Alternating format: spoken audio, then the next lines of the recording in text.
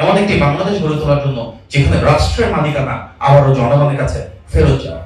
সুতরাং নিবন্ধিত বা বাতিল রাজনৈতিক দলের স্বাধীনতাই শুধু বিএনপি প্রতিষ্ঠা করে নাই, শহীদ জিয়ার মাধ্যমে মিডিয়ার ফ্রিডম, বাক স্বাধীনতা প্রতিষ্ঠা করা হয়েছিল। 7ই নভেম্বর একটা অত্যন্ত গুরুত্বপূর্ণ দিন। 7ই নভেম্বর সিপাহী জনতা এক হয়ে, দেশের বিভিন্ন শ্রেণী এবং পেশার মানুষ এক হয়ে স্বাধীনতার ঘোষিত জিয়া রহমানকে মুক্ত করেছিলেন একটা আকাঙ্ক্ষা নিয়ে। এমন একটি বাংলাদেশ সবাই মিলে প্রতিষ্ঠা করবে যেখানে স্বাধীনতা, সার্বভৌমত্ব থাকবে। যুক্তরাষ্ট্রের 1 নম্বর জিম চেইন গোল্ড জিম এখন আবারও বাংলাদেশে। বসুন্ধরা আবাসিক এলাকা ও বসুন্ধরা সিটি শপিং মলে গণতন্ত্র থাকবে, রাষ্ট্র পরিচালনার স্বচ্ছতা এবং জবাবদিহিতা থাকবে। এমন একটি বাংলাদেশ যেখানে সব রাজনৈতিক দলের ভিতর পারস্পরিক সৌহার্দ্য এবং সম্প্রীতি থাকবে। আজকে আমাদের যে আলোচনা সভা, এখানে যেমন আমরা বিভিন্ন মত, পথ, দর্শন এবং রাজনীতির মানুষ রয়েছি, সেটি কিন্তু 7ই নভেম্বরের আকাঙ্ক্ষা। ডাকসুকে আমি বিশেষভাবে ধন্যবাদ জানাই, কারণ আপনারা জানেন যে ডাকসু নির্বাচনেও কিন্তু যে দলের প্রতিনিধিত্ব করছি আমি, বিএনপি কিংবা আমাদের ছাত্র দল, যারা আমাদের ছাত্র সংগঠন, ওনাদের ভিন্ন অবস্থান রয়েছে। আমাদের দিক থেকে এটা নির্বাচন প্রক্রিয়া বা ফলাফলকে প্রস্তাবিত বলা হয়েছে, তারপরও এত সম্মান দিয়ে আমাদেরকে ডেকে আনা হয়েছে। এটাই তো রাজনৈতিক সংস্কৃতি। সেটিতে সাড়া দিয়ে আমি আয়োজন থেকে বলছিলাম আমাদের ভিন্ন একটা গুরুত্বপূর্ণ প্রোগ্রাম ছিল, সেটিকে ফেলে আমিও চলে এসেছি। এটাও তো রাজনৈতিক সংস্কৃতি। সুতরাং আমাদের নির্বাচন বিষয়ে, জাতির অগ্রযাত্রা বিষয়ে কোন জায়গায় যদি ভিন্ন মত, ভিন্ন পথ থাকে, আমরা কেউ হয়তো কোনো নির্বাচনের প্রক্রিয়াকে প্রস্তাবিত মনে করতে পারি, কিন্তু যদি আমাদের আদর্শ হয় একটাই, সবার আগে বাংলাদেশের স্বার্থ, বাংলাদেশের সার্বভৌমত্ব, সবার আগে বাংলাদেশ, তাহলে কিন্তু আমরা সবাই এক। সেই ক্ষেত্রে ম্যাটার করে না আমাদের দল কোনটা, আমাদের পথ কোনটা। আমাদের সবার কাছে তখন সামনে চলে আসে সিপাহী জনতা বিপ্লবের মাধ্যমে যে জাতীয় বিপ্লব এবং সংহতি দিবস আমরা পালন করছি, সেই 7ই নভেম্বরের যে মূল প্রত্যাশা, সেটি এমন একটি বাংলাদেশ গড়ে তোলা যেখানে আমরা শহীদ প্রেসিডেন্ট জিয়া রহমানের মতন করে বহুদলীয় গণতন্ত্রকে প্রসারিত হতে দেখব। আমরা প্রতিটি রাজনৈতিক দলের ভিতর সম্মানবোধ এবং সহাবস্থান দেখব। শহীদ জিয়ার হাত ধরে কিন্তু বাংলাদেশে 22 সালের পরে বহুদলীয় গণতন্ত্র শুরু হয়েছিল। আজকে বিভিন্ন দলের নেতৃবৃন্দ এখানে রয়েছেন। জামাতে ইসলামকে রাজনৈতিক দল হিসেবে কিন্তু বাংলাদেশে কার্যক্রম শুরু হয়েছিল শহীদ জিয়ার সেই নীতিমালার কারণে। বিএনপি প্রসারিত হয়েছিল, জাতীয়তাবাদী শক্তি প্রসারিত হয়েছিল, সব দল, মত, পথের গণতান্ত্রিক মূল্যবোধ সম্পন্ন মানুষ এক হয়েছিল এমন একটি বাংলাদেশ গড়ে তোলার জন্য যেখানে রাষ্ট্রের মালিকানা আবারও জনগণের কাছে ফেরত যায়। সুতরাং নিবন্ধিত বা বাতিল রাজনৈতিক দলের স্বাধীনতাই শুধু বিএনপি প্রতিষ্ঠা করে নাই, শহীদ জিয়ার মাধ্যমে মিডিয়ার ফ্রিডম, বাক স্বাধীনতা প্রতিষ্ঠা করা হয়েছিল। পরবর্তীতে বিএনপি রাষ্ট্র পরিচালনার দায়িত্ব যখন আসে জনগণের ভোটে, যুবক এবং নারীদের জন্য আলাদা মন্ত্রণালয়, শিশুদের জন্য শিশু পার্ক কিংবা শিশু একাডেমি নতুন করে থেকে শুরু করে বাংলাদেশের অর্থনৈতিক ভিত্তি প্রতিষ্ঠা করা, বিদেশে জনশক্তি রপ্তানি, গার্মেন্টস শিল্পের প্রতিষ্ঠা, নারীর ক্ষমতার মাধ্যমে বিদেশে গার্মেন্টস এর রপ্তানি, প্রাইভেটাইজেশন, বাংলাদেশে ফরেন ইনভেস্টমেন্ট আনা, সবচেয়ে বেশি কর্মসংস্থান শুরু করা, এই প্রতিটাই কিন্তু জিয়া রহমান প্রেসিডেন্ট থাকাকালে শুরু হয়েছিল। ঠিক যেভাবে ওনার হাত ধরে খাল খনন, বৃক্ষরোপণ, খাদ্য স্বয়ংসম্পন্ন বাংলাদেশ, কৃষি বিপ্লব প্রতিটা সংগঠিত হয়েছিল। শুধু তাই না, আমাদের এই তৃণমূলের রাজনীতির একটা অংশ হিসাবে গ্রাম সরকার গঠন, নিরক্ষরতা দূরীকরণ কিংবা পল্লী চিকিৎসক সৃষ্টির মাধ্যমে সারা বাংলাদেশ জুড়ে নারীর জন্য কর্মসংস্থান সৃষ্টি করা, এই প্রতিটা জিয়া রহমানের বিএনপি সরকারের সময় করা হয়েছিল। আমাদের যে আদর্শ বাংলাদেশী জাতীয়তাবাদ, তার মানে কি? আমাদের ধর্ম, বর্ণ, অবস্থান যাই হোক না কেন, এই দেশটা তো আমাদের সবার, প্রতিটা বাংলাদেশী সমান অধিকার এবং সমান স্বাধীনতা থাকবে, সে যে ধর্মের হোক, যে বর্ণের হোক, যে রাজনীতির হোক।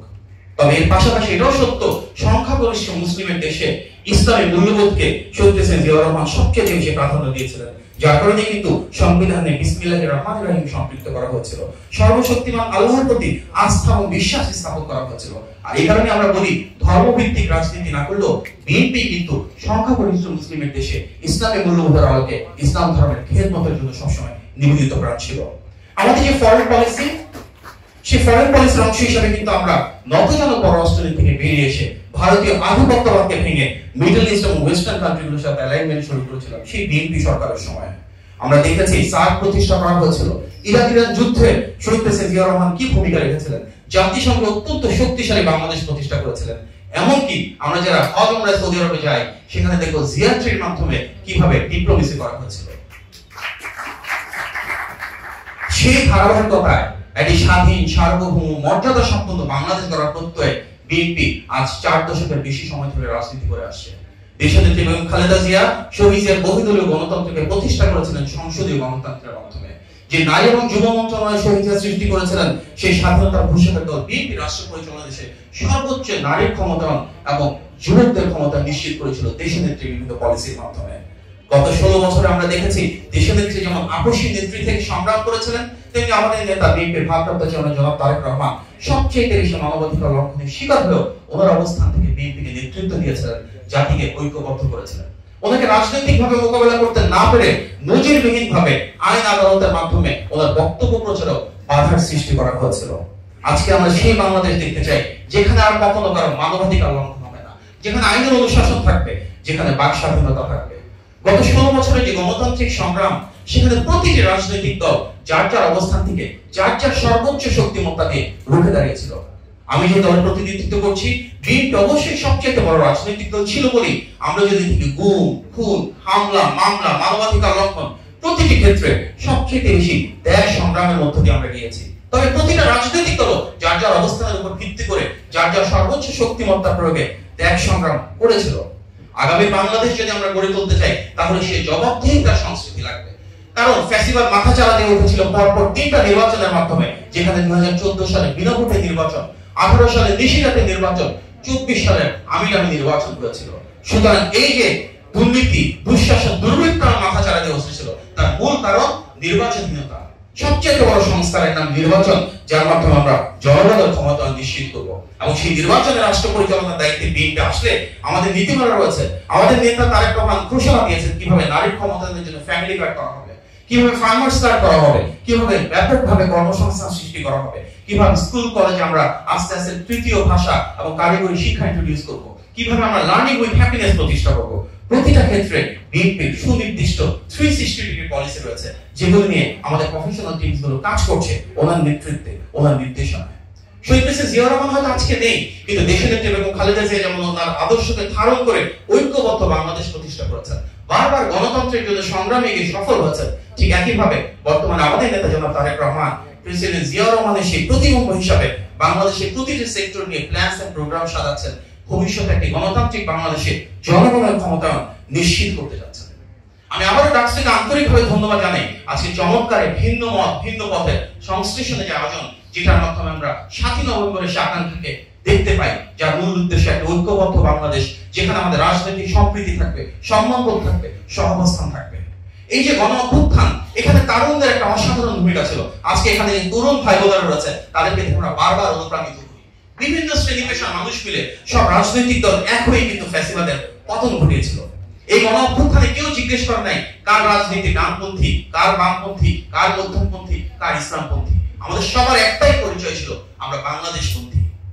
আমাদের আগামী যে বাংলাদেশ, সেই বাংলাদেশে আমরা সেই বাংলাদেশপন্থী রাজনীতি করতে চাই, যেটা শহীদ প্রেসিডেন্ট জিয়াউর রহমান করেছিলেন, যেটা দেশনেত্রী বেগম খালেদা জিয়া করেছিলেন, যেটা আমাদের নেতা জনাব তারেক রহমান করেন। সেই বাংলাদেশপন্থী রাজনীতিতে আমরা চাই পলিটিক্স অফ কনসোলেশন, যেখানে প্রত্যেকের সাথে আমরা কাজ করতে চাই, যেখানে আমাদের ন্যাশনাল ইন্টারেস্ট বা রাষ্ট্রের স্বার্থ, রাষ্ট্রের সার্বভৌমত্ব সবচেয়ে বেশি প্রাধান্য পাবে, যেখানে আমরা স্টেট ক্রাফটকে এমন ভাবে সাজাবো যেন সেখানে একটা আর্ট অফ স্টেক হোল্ডার পায়। প্রত্যেকটা মানুষ, প্রত্যেকটা শ্রেণী, প্রত্যেকটা রাজনৈতিক দল যার যার অবস্থায় সর্বোচ্চ মূল্যায়ন পায়। সেই বাংলাদেশপন্থী রাজনীতি ইনশাআল্লাহ আগামী ফেব্রুয়ারি মাসে জাতীয় নির্বাচনের মাধ্যমে প্রতিষ্ঠিত হবে। যারাই রাষ্ট্র পরিচালনার দায়িত্বে আসে, প্রত্যেকটা প্রো ডেমোক্রেসি স্টেক হোল্ডারকে নিয়ে আমরা কাঁধে কাঁধ মিলে কাজ করব। ঠিক যেভাবে ফ্যাসিবাদের বিরুদ্ধে রুখে দাঁড়িয়েছিলাম, সেভাবে ইনশাআল্লাহ জনগণের ক্ষমতা নিশ্চিত করব। ডাকসুকে ধন্যবাদ, আপনাদের সবাইকে ধন্যবাদ। ভিন্ন মত এবং পথের এই জয়ের মাধ্যমে আগামী বাংলাদেশে ইনশাআল্লাহ যদি বিএনপি রাষ্ট্র পরিচালনা আসলে, আমরা সবাইকে নিয়ে একসাথে আগামী ঐক্যবদ্ধ, জবাবদিহিমূলক, স্বচ্ছ রাষ্ট্র ব্যবস্থা গড়ে তুলব ইনশাআল্লাহ। ধন্যবাদ। আসসালামু আলাইকুম।